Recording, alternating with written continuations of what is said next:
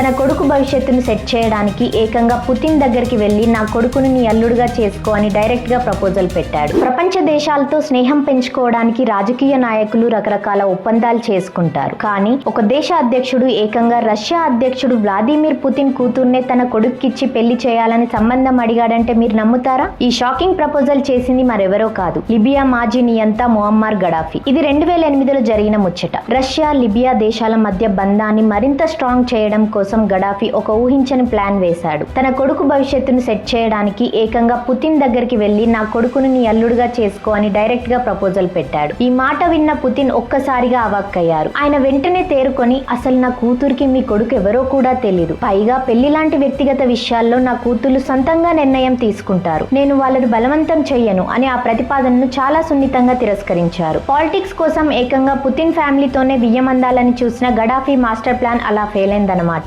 రాజకీయం కోసం పిల్లల పెళ్లిలను వాడుకోవాలని చూసిన గడాఫీ ఆలోచన చూస్తే మీకేమనిపించింది? కింద కమెంట్స్ లో చెప్పండి. ఈ ఆసక్తికరమైన సంఘటన గురించి అందరికీ తెలియజేయడానికి వీడియోని షేర్ చేయండి. జై హింద్.